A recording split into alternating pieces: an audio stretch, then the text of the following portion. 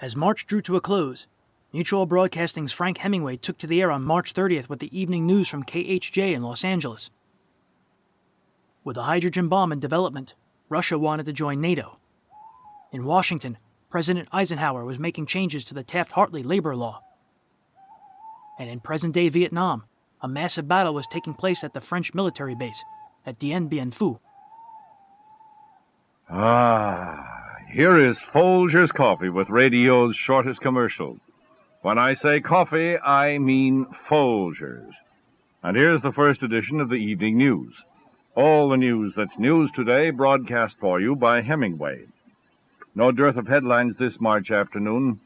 You can start with the President's news conference, which provided a surprise when our atomic head man Louis Strauss told reporters the new H-bomb was so powerful, just one of them could put a city like New York out of commission. Furthermore, he skipped the scientific double talk and called it an H-bomb. Then along came Russia with a most astounding idea. Namely, and to wit, that she be permitted to join the North Atlantic Treaty Alliance.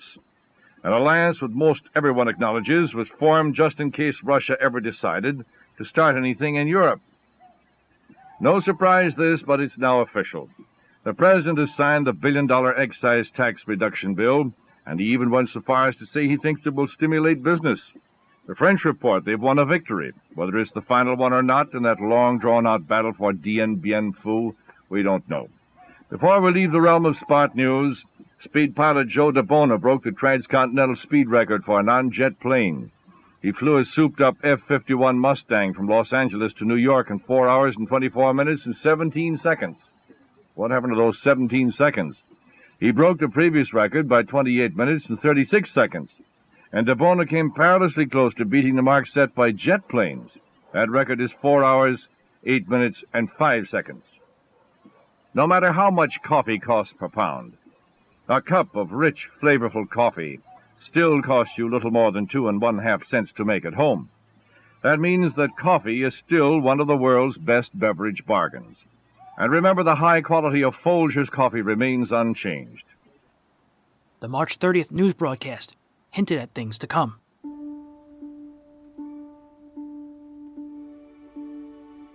I ask you now to give the Stevens version of the investigation by Senator McCarthy and his staff of Fort Monmouth.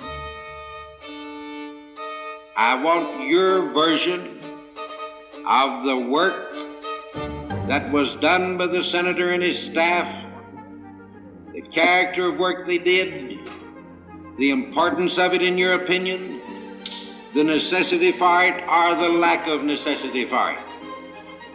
Next time on Breaking Walls, April ushers in the Army-McCarthy hearings, presidential speeches, schemers, slanderers, nude prowlers, and even a Benny Seance.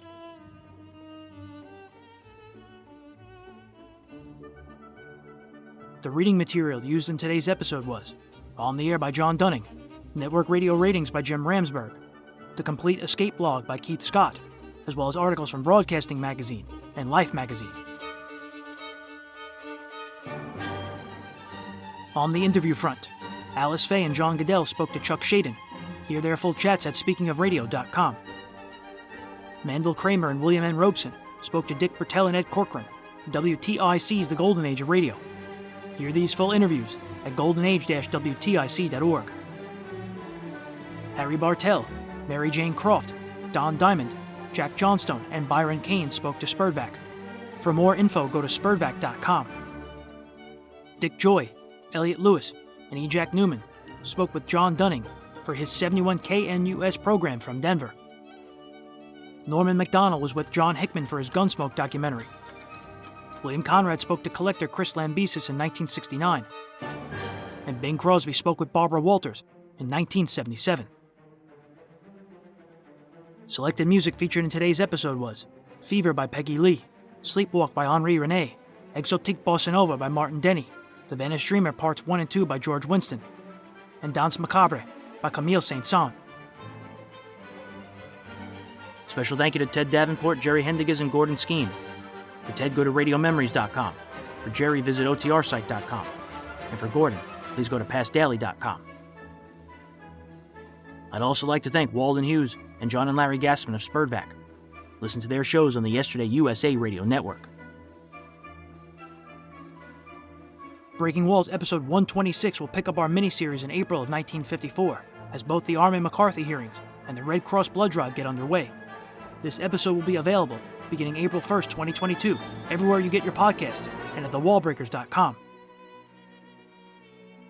In the meantime, give Breaking Walls a quick rating on whatever platform you listen, especially iTunes. You can also join the Breaking Walls Facebook group at facebook.com/groups/thewallbreakers. And support this show for as little as $1 a month at patreon.com/thewallbreakers. So until April 1st, my name is James Scully. This has been Breaking Walls episode 125, and I'll catch you on the flip side. Thank you very much.